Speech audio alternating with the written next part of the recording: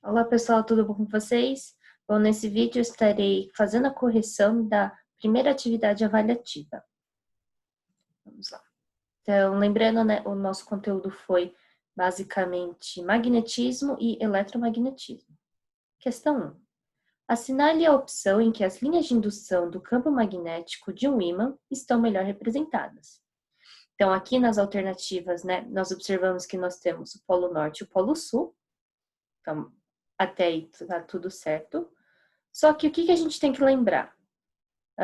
O campo magnético, ele vai ter uma característica de parecer que está saindo do Polo Norte e entrando no Polo Sul, tudo bem? Então, se a gente seguir esse raciocínio, nós já vamos na alternativa E logo de cara, tá? Alternativa A, só tá ao redor, tá meio esquisito. Na alternativa B, nós temos tudo saindo, que na verdade não necessariamente desse jeito. Na alternativa C, nós temos tudo chegando, também não é assim. Na alternativa D, nós temos o contrário, tá?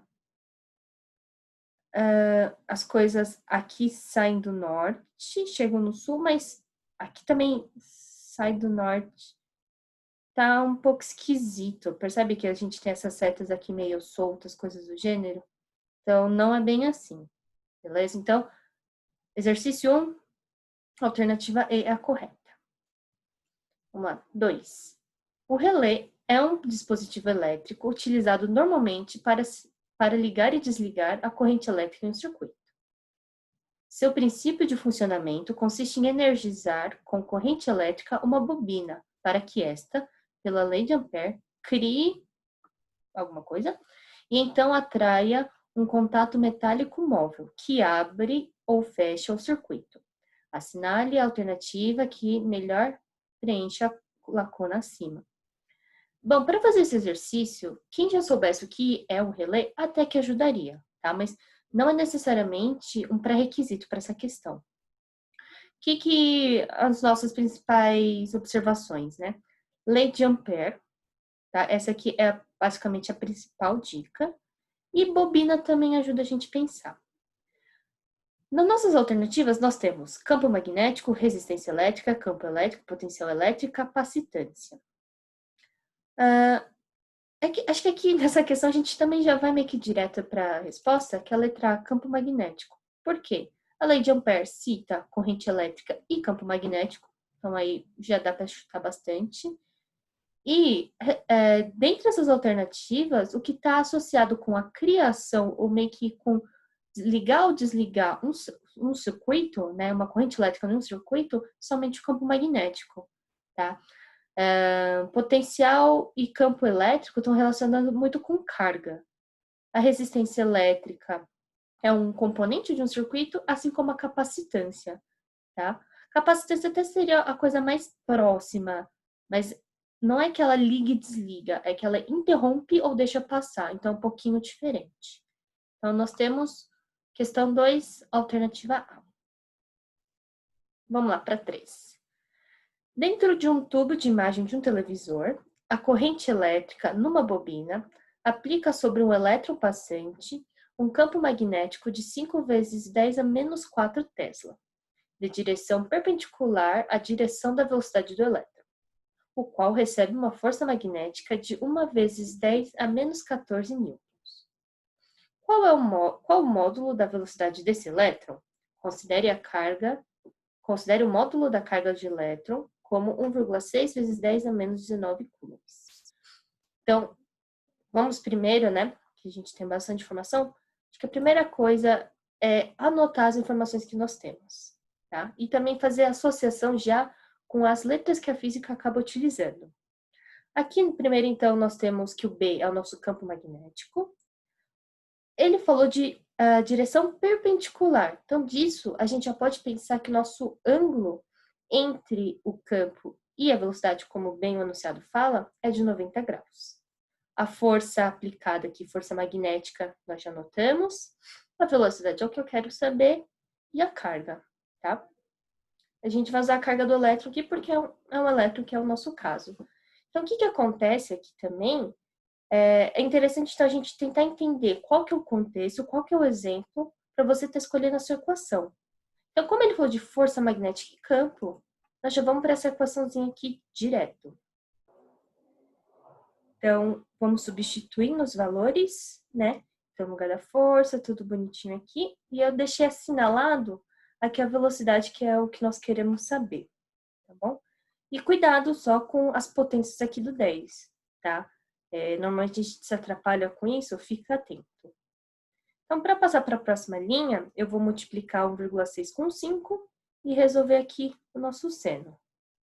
Depois, aqui nessa linha que eu estou mostrando para vocês, o que eu estou fazendo? Eu estou fazendo a somatória entre as potências de 10, tá? Eu vou só colocar um negocinho aqui, acho que fica mais fácil. Agora vai, né?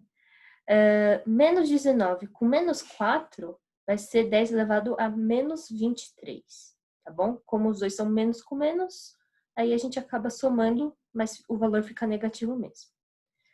Como nós queremos saber o valor da velocidade, passa todo esse numerozão dividindo.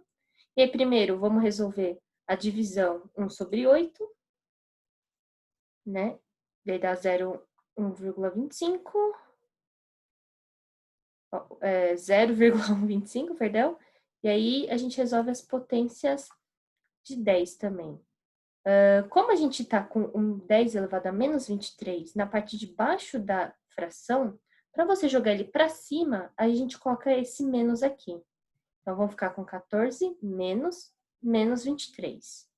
Menos com menos acaba ficando mais. Daí fica menos 14 com mais 23, 9. E a gente dá aquela ajeitadazinha para notação científica, ou seja, a gente vai ter, então, um número, vírgula, e depois o resto, tá? A gente chega aqui que a nossa velocidade, então, é de 1,25 vezes 10 oitava metros por segundo ao quadrado. Ou metros por segundo somente. Beleza? Então, vamos lá. Próximo, exercício 4. Aproxima-se um ímã de um anel metálico fixo em suporte isolante, como mostra a figura. O movimento do ímã em direção ao anel A. Não causa efeitos no anel. B. Produz corrente alternada no anel. C. Faz com que o polo sul do ímã vira polo norte e vice-versa. D. Produz corrente elétrica no anel, causando uma força de atração entre anel e ímã. E E. Produz corrente elétrica no anel, causando uma força de repulsão entre anel e ímã. Bom, primeiro que a letra A eu já vou jogar fora, porque pela lei de Faraday-Lenz, para ser mais específico, assim que nós temos aproximação ou movimentação de um ímã perto de uma bobina ou um anel metálico, nós teremos alguma coisa acontecendo sim, beleza? Corrente alternada, nós nem chegamos a falar de corrente alternada, tá? Para ser mais específica, no ensino médio a gente acaba não abordando tanto a corrente alternada, então já dispensa essa daqui. A C está falando que você vai acabar mudando a polaridade de um ímã. Isso é bem bizarro, tá? O ímã, ele tem as características dele meio que por natureza ou por distribuição, né, dos materiais magnéticos, e mudar assim é improvável. Então agora a gente acaba ficando com as alternativas B e E. Então nós temos que ver, é uma força de atração ou repulsão? Então vamos analisar. Aqui o enunciado fala e a figura também já mostra, nós estamos aproximando, tá? Nós estamos aproximando quem? O lado norte. Então vamos lembrar uma regrinha que eu falei bastante com vocês, principalmente na revisão. Quando eu aproximo o norte, eu gero o que dentro do anel? Norte também, beleza? A aproximação é a mesma coisa, quando a gente afasta, aí vai a polaridade oposta. Então, se eu estou causando o norte aqui dentro, eu vou ter norte e norte. Quando nós temos polaridades iguais, nós temos atração ou repulsão? Repulsão, beleza? Então, dessa forma, a gente chega aqui na letra E. Exercício 4, alternativa E. Certinho? E vamos para a última. 5. Uma partícula de 9 vezes 10 a menos 30 kg, carregada com carga elétrica de 1 vezes 10 a menos 16 coulombs, penetra perpendicularmente em um campo magnético uniforme de 1 vezes 10 a menos 6 Tesla, quando sua velocidade está em 1 vezes 10 a sexta metros por segundo. Ao entrar no campo magnético, a carga passa a descrever um círculo. O raio desse círculo em metros é... Então, qual caso aqui, né, nós estamos analisando? Quando o nosso ângulo é de 90 graus. Não sei se vocês lembram, mas quando nós estamos nesse caso, o movimento acaba sendo circular, tá bom? Então, como o exercício bem fala, o círculo. Então, anotando as informaçõezinhas aqui e relembrando do perpendicular, nós queremos saber o raio. Aqui também já é a mesma coisa do exercício 3, né? Uma vez que você entendeu o contexto em que você está inserido, aí a gente já consegue ir para a equação direta, tá bom? Essa equação aqui é específica para calcular o raio nessas situações. A gente substitui todos os valores, lembrando, respeitando as potências de 10. E meu cuidado, meu amado, muito provavelmente você vai querer cortar aqui, né, os 10 a sexta, 10 a menos 6. Não pode fazer isso, tá? Você só poderia fazer se fosse o sinal igual. Como é sinal diferente, não podemos fazer isso aí, beleza? Então, a gente resolve. Na parte de cima, né, como é 1, então só fica o 9 mesmo. Na potência de 10, menos 30 com mais 6. E aqui embaixo fica menos 16 com menos 6. Resolvendo a potência, aí nós vamos aqui para ficar com menos 24, com menos 22. O 22 sobe, e aí, como ele está na parte de baixo da equação e está na fração, e sobe, a gente faz menos com menos. Então, fica menos 24 com menos 22. Fazendo continha, 9 vezes 10 a menos 2 metros. Então, alternativa D. Bom, gente, é isso, tá?